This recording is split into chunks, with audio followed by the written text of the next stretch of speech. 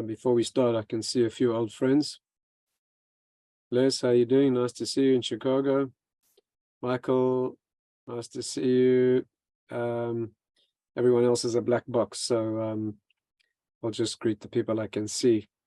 Elliot in Brazil, I think. Nice to have you with us, if that's you.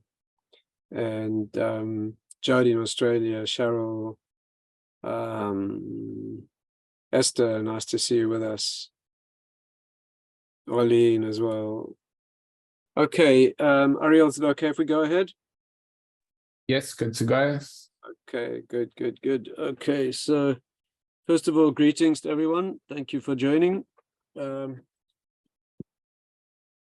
you to Ariel, who is sitting in Cape Town, making sure this works technically. And thank you to my daughter, Bina, who's responsible for setting it up, really. She's my PA. So great pleasure to work with her. Greetings to everyone. Let me begin by asking you to just give me a wave so that I know that you can hear me. Thanks. And secondly, anybody who is showing me a black box, it's much easier to speak to faces. Now, as I always say, if you haven't curled your eyelashes, then I understand perfectly, and I wouldn't want to be seen with my eyelashes uncurled. But if you care to show your face, it's easier to speak to people.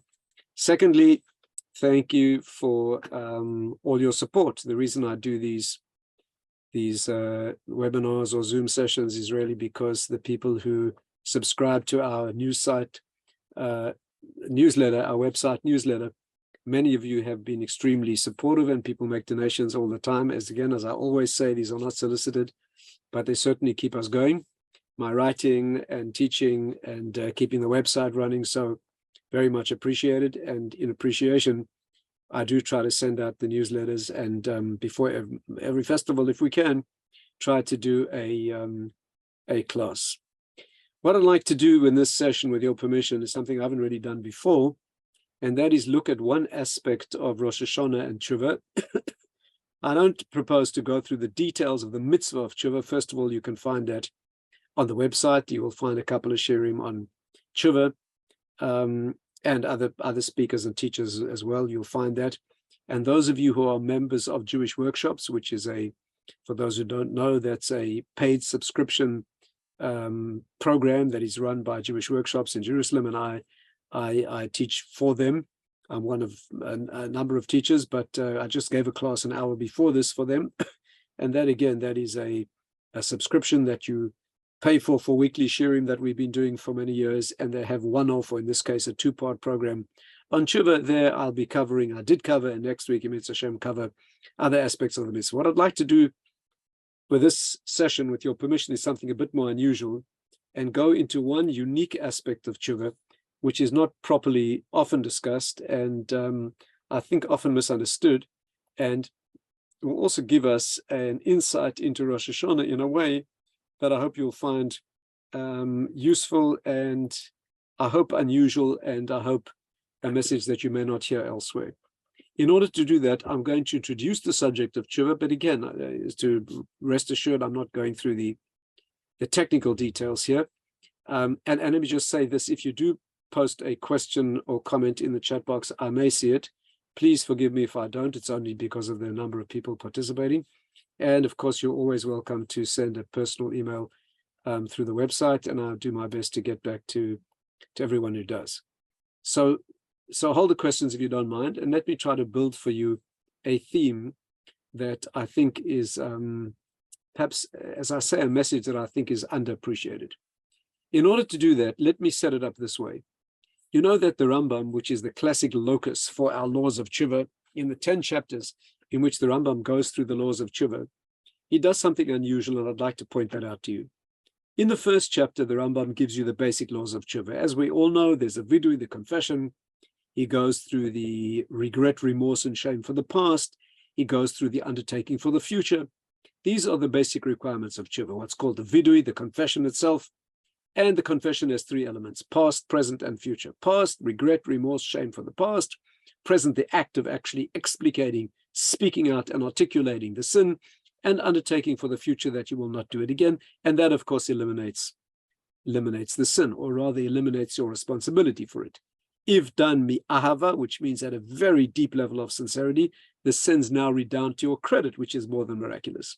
And of course, I need to point out, this applies only to sins that are personal.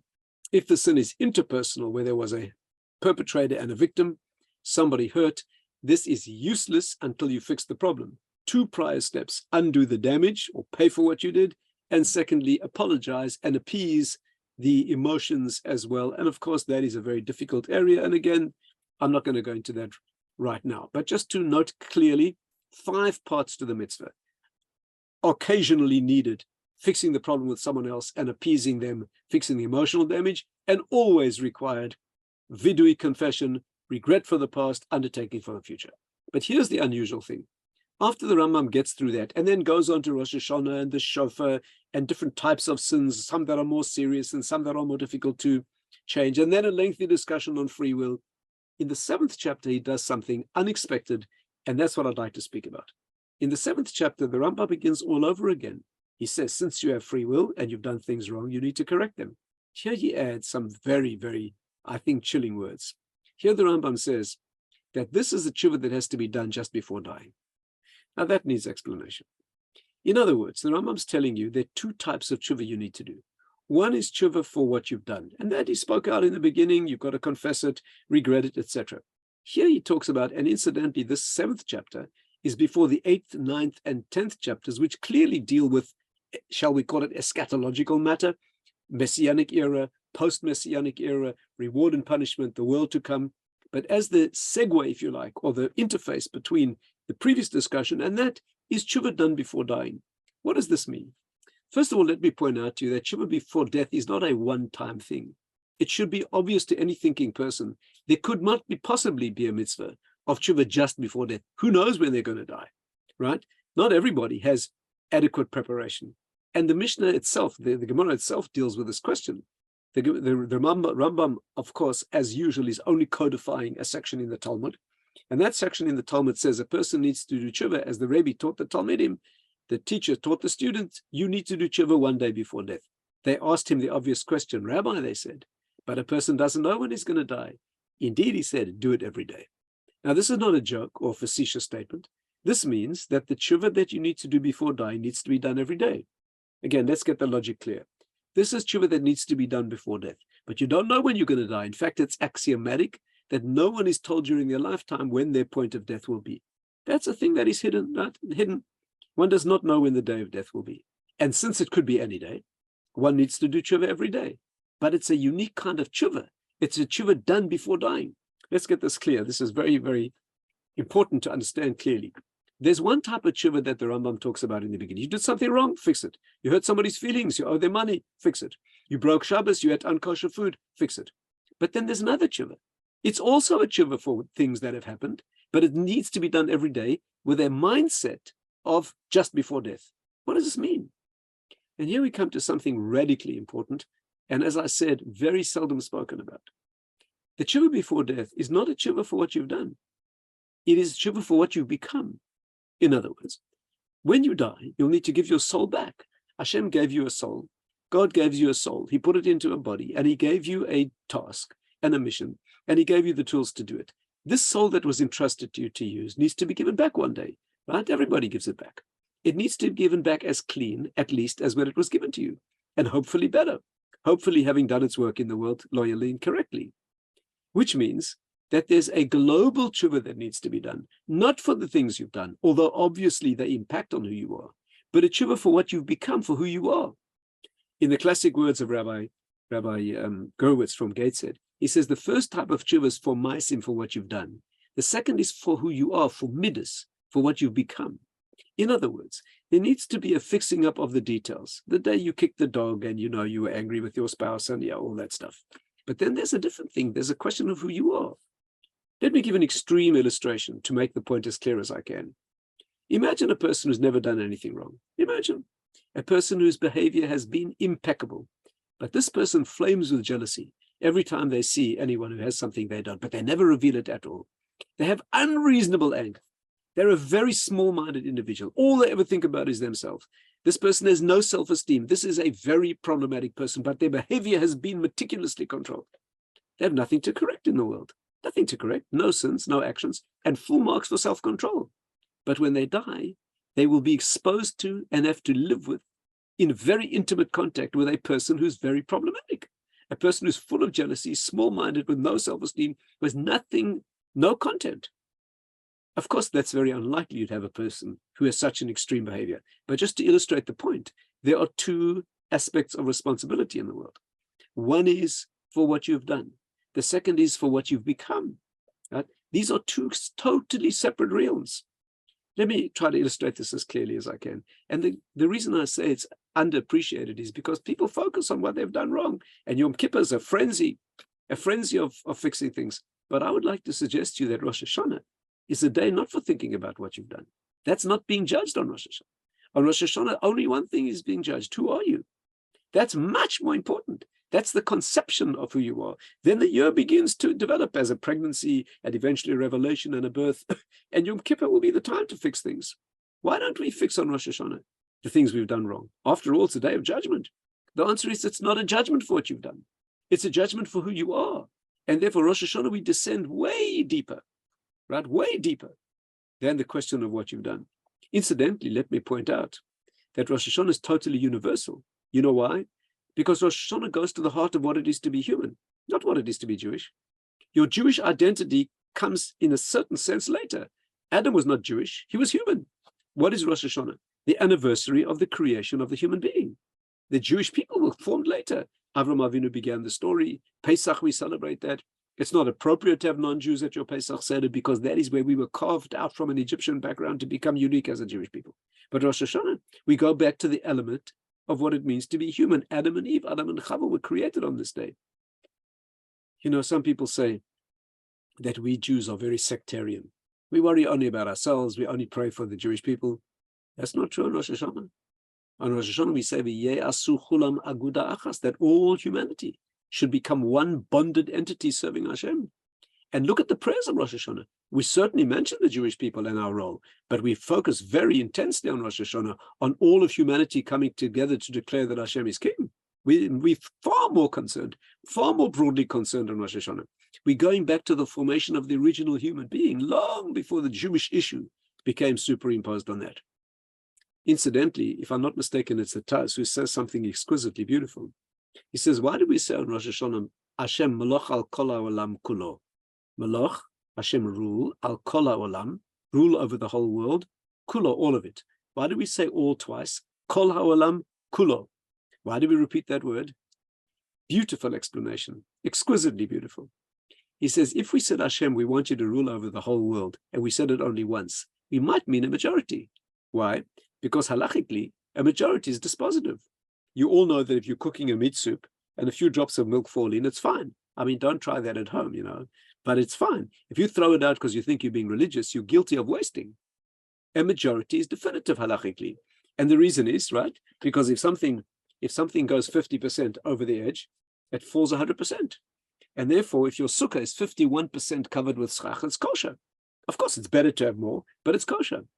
A majority is definitive. In halacha, very often, a majority is called everything because the minority is annulled and it's as if everything is there. And here's the fear. If we said, Hashem, we want you to rule the whole world, we might mean 51%. And on Rosh Hashanah, we say we don't mean that, Hashem. We don't mean 51%. We mean the whole world, all of it. That means 100%. We mean every Zulu cattle herder and every Chicago stockbroker and every Kew Garden Hills teenager painting her nails black with silver glitter and neon, you know. We mean everybody. And therefore, we are universally concerned. And the reason is because Rosh Hashanah is a descent into the human identity. It is who you are even before Torah begins. That's what we call derech eretz kadma laTorah, which means to be a right-thinking, fair-minded individual before you start thinking about your Jewish obligations. That's what Rosh Hashanah is for. And therefore, Rosh Hashanah is not a time for thinking about what you've done. That's very important, but you'll do that on Yom Kippur. If you spend, my friends, if you spend Rosh Hashanah doing tshuva for all the things you've done, you're making a bad mistake. That's why the sages did not include any confession in Rosh Hashanah. That's why the Arizal says you shouldn't be asking for anything on Rosh Hashanah. Nothing, not for life, and not for parnasa, nothing. Even the additions to the Shemona Esrei, Sochreinu L'chaim, Kasvenu L'chaim, even those are not essential They were added later. They were subject to debate, right? If you leave them out, you don't have to go back and say them again. Those are for people who can't resist asking for their needs on Rosh Hashanah, but it's not a good idea. On Rosh Hashanah, you should not be, all you say on Rosh Hashanah, Hashem, I'm aligned with you. You the king, you the reality, and I represent you in this world. That's all. And therefore, Rosh Hashanah is not tshuva for the details. Rosh Hashanah is tshuva for who you are.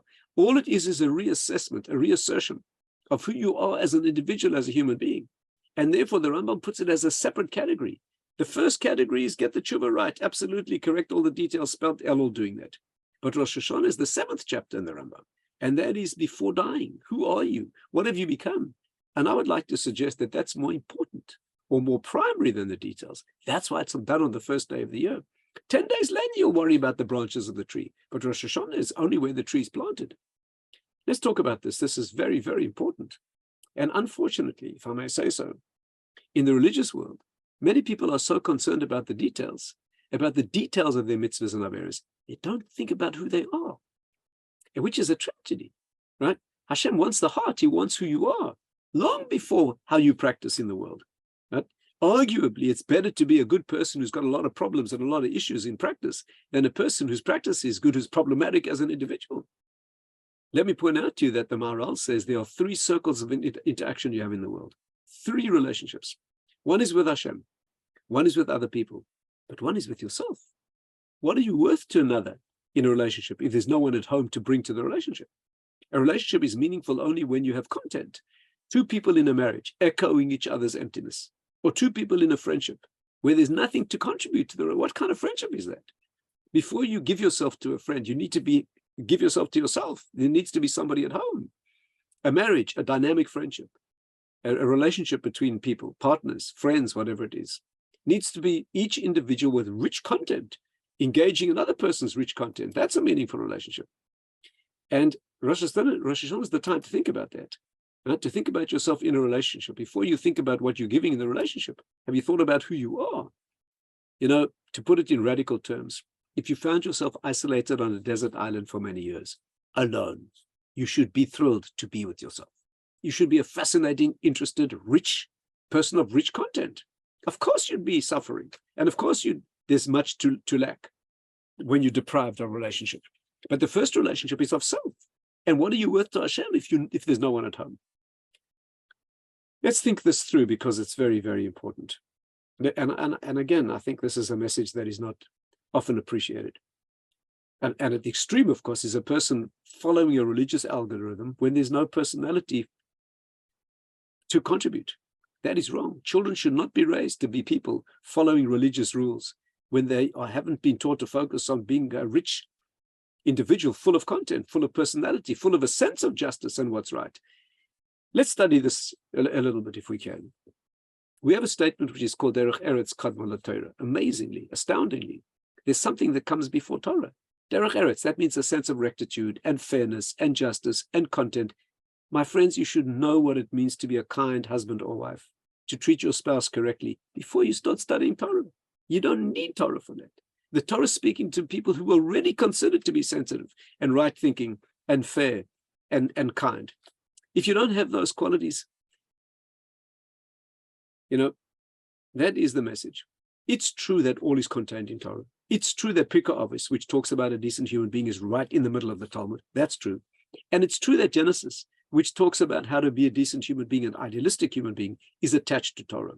But the Gemara itself says, and Rashi brings, the Medrash says, why was Genesis included in the Torah? After all, the Torah should begin from Shmos, Exodus, when the mitzvahs begin.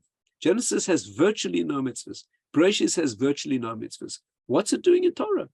And there are many reasons. One of the reasons, in line with our theme in this class, is that Genesis talks about not mitzvahs, but how to be an idealistic human being, to be an Abraham and a Sarah, people who are concerned about others, who began an idealistic path, ready to sacrifice for their beliefs, extend themselves for other people and bring them onto the spiritual path, long before the mitzvahs begin.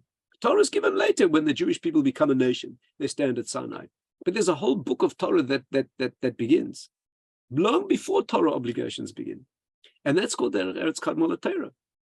Let me give you a couple of examples of this. And again, you may find this a little unusual, you may even find it astounding, but it's essential to realize. And it's something we're losing sight of all the time. Here's an example which is beyond astounding. The Torah is full of individuals asserting their natural human moral intuition, even against God. Example, Hashem comes to Avram and he says to Avram, the Sodomites are wicked, I'm about to kill them. Avram says, Hashem, you can't do that. It would be immoral. It would be unjust. Maybe there's some righteous people in the city, and if you, God, the creator of the universe, kill the wicked together with the righteous, that would be unjust. In case you think I'm going a little far, listen to his words that the Torah quotes. Abraham accosts God and he says to him, Hashofet kol haaretz lo ya'aseh mishpat? Shall the judge of the entire world not do justice? Listen to what's going on. A human being is accusing the creator of the universe of injustice. What is going on? A human being is accusing his creator of being unjust. You know, the right response should be, Abraham, I'm God. What I say is right by definition. What does Hashem say? Let's negotiate. Let's talk about it. What is being said here? What gives a human being the right to accuse God? The definition of what's right, the definition of reality. What gives him the right to accuse the creator of the universe of injustice? What is being said? Obviously, he perceives that Hashem invites him into the discussion. When, after all, when Hashem taps him on the shoulder and says, Abraham, I'm about to wipe out the Sodomites, Abraham says to himself, Hashem, why are you speaking to me? What does this have to do with me? Obviously, you want a response. Why are you sharing the news with me? You want a response from me. Here's my response. But what is his response? An accusation of injustice. The Torah is full of this. And never once in the Torah does Hashem pull rank and say, hey, buddy, I'm God. He says, let's talk about it. There's stuff you don't know. Things happen before. Things will happen later. The book of Job is full of this. Here's another example. Hashem comes to Moshe and he says, Moshe, the Jews have gone too far. I'm killing them. Moshe says, Hashem, you can't do that. That would be immoral of you. You know why? Because you promised all 12 tribes of the Jewish people the land of Israel. If you kill us now in the desert, you'll be breaking a promise, and breaking a promise is immoral. You know the Medrash says? The Medrash says Hashem said to him, so you know what I'll do? I'll kill them and I'll save you. I'll reconstitute the nation from you, and I'll give them the land, and I'll keep my promise. Without a moment's hesitation, Moshe turned to Hashem and he said, that won't do, Hashem, because you promised all 12 tribes, and I'm only the tribe of Levi. If you reconstitute the nation from me, you won't be keeping your promise. You'll be giving it only to one tribe. And the Medrash says that Hashem was unable to answer. Here, a human being challenging God and winning a debate with God. That's the kind of lawyer you want working for you. Here is a human being challenging the creator of the universe based on what he thinks is right and wrong. Astounding. Incidentally, a year and 2 months later, the same conversation recurred. Hashem said, after the sin of the spies, Hashem said, they've gone too far, I'm killing them. Moshe said, Hashem, you can't do that because that will lead to a discredit to your name. The nations will say you were mighty enough to bring us out of Egypt, but not mighty enough to bring us into Israel. That's a discredit to you and that's wrong. And Hashem said, okay. And here the obvious question is, why didn't Moshe use the argument he used the year before? He had a hands down win that Hashem was unable to answer. And the answer is obvious. A year before, the argument he used was, you promised us the land. Couldn't say that now, your spies just rejected my land. Your 12 tribes, the representatives of the tribes, have just rejected the land. He couldn't say that. So he used a weaker argument. But the point is, as a human being challenging God about what's right and moral on the basis of his intuition. It is true that when Hashem commands Avram to kill his own son, he doesn't say a word. That's true. That's true. The most immoral action, an innocent son, right, which is a contradiction to Hashem's own prediction, there Avram doesn't say a word. But the answer is obvious. There, the point of the test was to go against his own moral intuition. That was the nature of the test, where Hashem says to him, can you subjugate? When Hashem taps Avram on the shoulder and says, what do you think about Sodom? When he taps Moshe on the shoulder and says, Moshe, leave me, I want to kill the Jews. Moshe hears, leave me, I'm holding, right? And therefore, that's correct, Cheryl. That's indeed found in Job. And therefore, he doesn't, this is just to give you an illustration. If you're a soldier on the battlefield and your commanding officer calls you in and says, soldier, let's discuss military strategy. What do? You discuss military strategy. But if the commanding officer says, soldier, take that hill, and then you start discussing military strategy, they shoot you. In other words, when Hashem discusses morals with Avram or Moshe, they discuss and they evince an opinion. When he says to Avram, kill your child, which is an instruction, the whole point is not to argue. Anyway, that's an aside. The main point is you see the Torah is teaching you in the book of Genesis and other places that human beings should have a moral opinion. Children should be raised to know what's right and wrong before they start learning mitzvahs in detail. The Torah speaks mitzvahs to people who are already right-thinking, kind, straightforward, undistorted individuals. Obviously, you need Torah for that as well. Obviously, your thinking can be distorted by a culture that distorts values. Obviously, we're living in a culture. You need to be an Avram Avinu or a Moshe Rabbeinu to know that your thinking is straight. Obviously, don't try at home arguing with God on what you think is. But the point remains. Children should be. Let me give you another example. If you raise children thinking that they visit sick people only because it's a mitzvah, you're missing the point. If you visit sick people because you think you're serving God because of mitzvah in the Torah, you don't care about the person you're visiting, you're missing the point big time. The nature of the mitzvah is to evoke from you a kindness. The point of the mitzvah is to get you to visit the person who's sick practically and to feel for the person. If you visit a person who's ill with no consideration about the person, but only because you're following an algorithm of practice, you are inhuman. And not only that, the sicker the better, because the sicker the person is, the better the mitzvah. That's wrong. No, like I once went to visit someone who was ill. It took me hours and I schlepped to this hospital. Eventually I get there, I walk in and I said to the nurse, I came to see Mr. So-and-so, can I please visit him? She said, no, he got better, he went home. I said, what a chutzpah, he couldn't suffer for another day. I came to see him. That's wrong. That's wrong. In other words, children have an inflamed sense of what's right and what's fair. That's correct.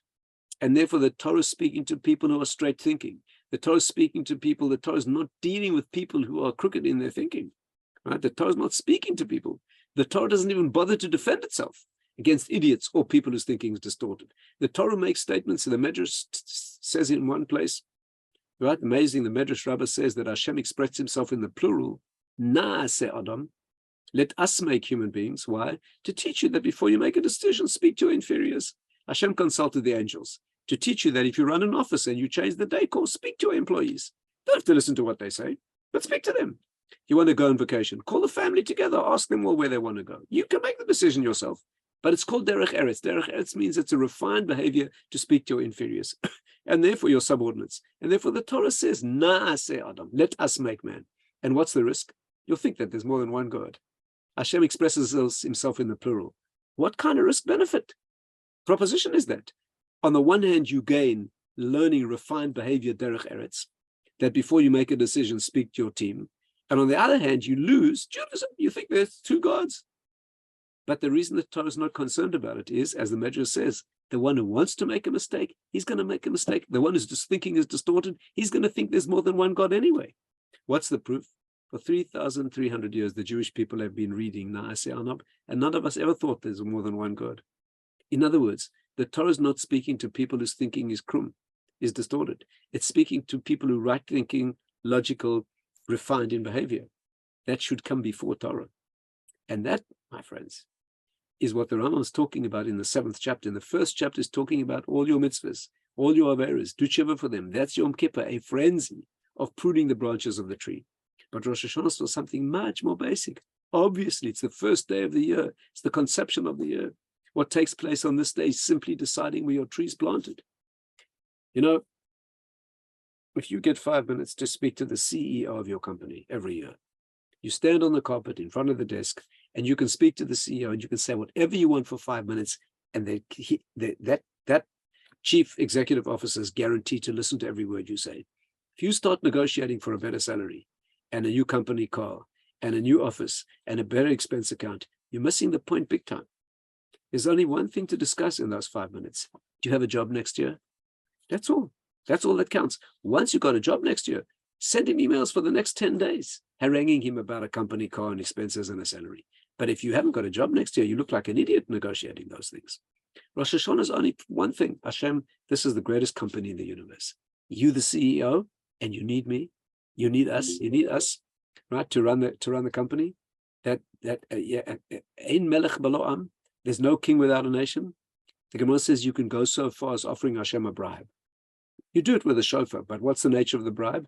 Say, Hashem, you don't need me to make the sun shine. You don't need me to make the rain fall. There's only one thing you need me for. You cannot be king without a nation. Let's talk business. That's all. And therefore, Rosh Hashanah is only realigning priorities. Hashem, you the king. I'm here to represent that. That's only the work, our whole work of the day. Malchias, Zichronis, Shofros. Malchias, Hashem, you king. Zichronis, let's remember that. Zikaron, going back to the beginning. Zikaron is Gematria Zera, a seed. You're going back to the moment of conception. By the way, Zikaron is Zachar, which means the male. The male begins the pregnancy, long before the long walk of the female through pregnancy. You're going back to the moment of conception, where it all began, the day of creation, the Rosh Hashanah, the creation of the human being, the conception of the human agenda. And shofars, the shofar is the sound, right? The shofar is the sound of the cry. It has to sound like a crying before the words come out. Back to the source, right? The shofar is the raw sound of a cry. Words are always misunderstood, but there's no misunderstanding the meaning of a terrified scream. And therefore the shofar has to sound like it, specifically an inarticulate scream. You're going back to the root. No misunderstanding that. Shofar means to improve. Shofar means a shofar. Shofar means the mei shafir. That's the amniotic sac and liquid in which the baby's born. You're going back to the moment of pre-birth. Rosh Hashanah is nothing other than a retreat, a reversion to the moment of conception. Going into a mikveh, if you like. Shofar means the fluid in which the baby is born, just like the world was born from water. And a flood again covered the world, and dry land was revealed again. And the Jewish people again born in water. As I'm sure you all know, the Kabbalistic writings, the splitting of the ocean when the Jewish people are born is considered to be a woman's waters breaking in birth. That's the moment of birth. The shofar takes you back to that dimension of pre-articulate expression. And therefore, Rosh Hashanah is only for something which is not technical tshuva, no confession, no requests, no ashamnu, bagadnu, nothing of that. Not accidentally it was left out. The reason is we're going long before the alphabetical list of sins and all the actions that you've done. Rosh Hashanah, we begin the 7th chapter of the Rambam. Who is it that you actually are? What are you? You're a receptacle and a vessel for the divine agenda. That's the only thing that matters.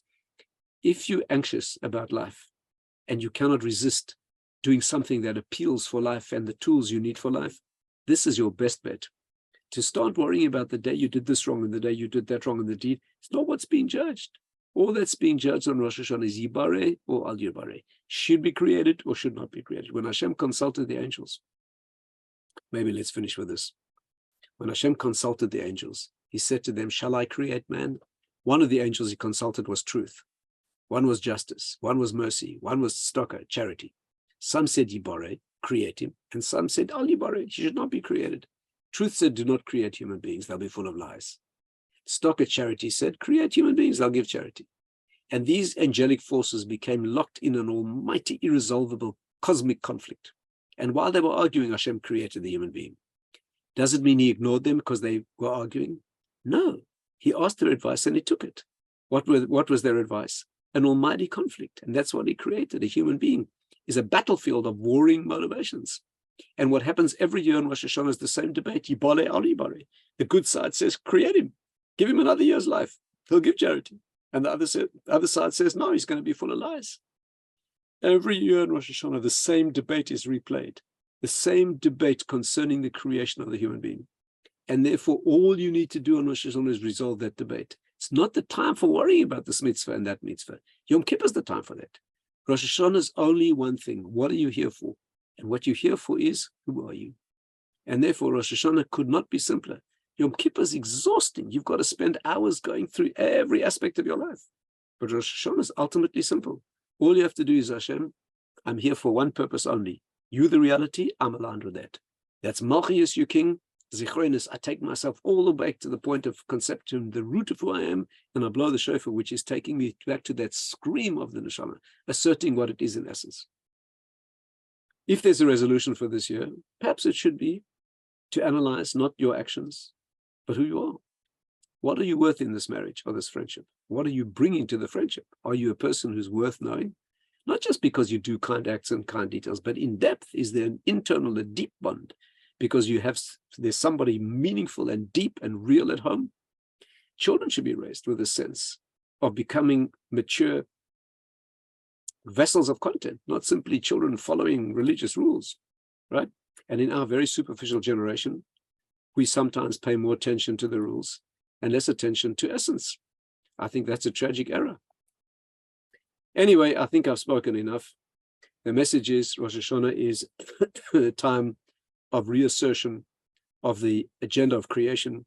It's not a time for tshuva. We don't do vidui. We don't say the formula for confession. We don't, our Rizal says, don't ask for anything. Don't single yourself out at all. That's the last thing you want to do in Rosh Hashanah. The only thing you want to do in Rosh Hashanah is you king. King needs a nation. We are all constitute that nation. Here's our scream, our collective scream, which is an act of reconnecting to you. And that's all it is. And the message, the inner content you take away from Rosh Hashanah, right, is not this detail or that detail. It's a genuine, deep sense of what's right and wrong, a deep sense of what it means to be a human being. Beyond that, even a deep sense of what it means to be a Jew. On top of that, and that is the consciousness, and that's why all human societies have always agreed on every single moral principle, not where moral principles conflict, but every single society. It's known long before Torah that you can't steal and you can't kill, and that you owe a debt of gratitude to somebody who saves your life. And if you promise some to help them and you betray them and let them down, that's immoral. There's no debate about this. You don't need Torah for this. Right? You're not a loyal human being whose word is his bond. Right? Then you are not begun deserving to engage Torah. And that is the message. And that's why all the generations long before Torah were given, we were held accountable. Right? Yeah, Avram Avinu engaged societies that were immoral and held accountable for that. Long before Torah was given, you're expected to know what the marital bond is and not to interfere in that, as Avram pointed out. Right? And he should know what it means to be loyal and to make covenant, and that your bond, your word is your bond, etc. These are all things that the world was held accountable on, pain of death. The flood wiped out a generation that wasn't given a Torah. They expected to know what it means to be fair and to be righteous, long before Torah begins. And that, I think, is the message. Rosh Hashanah goes before Torah begins. It goes to the root of the human condition. That, I think, is something embarrassingly basic that I think we should be thinking about this Rosh Hashanah. Anyway, thank you very much to all of you. Thanks to Bina, thanks to Ariel. I wish everybody a wonderful Ksiva V'Chasima Tova, right? A year where we, dare I say, retreat into what it means to be our real selves. And from that should be the idealism of developing, going beyond that, practicing mitzvahs with real content, entering relationships according to Torah with the real content. That, I think, is unfortunately a novel message, but something that a little thought, I think, will reveal should be the direction. Thank you very much again for all your help as members of the newsletter and the website, and I keep doing my best to produce meaningful content. Keep trying to do that with your help. Wish a wonderful year to everybody. All the best.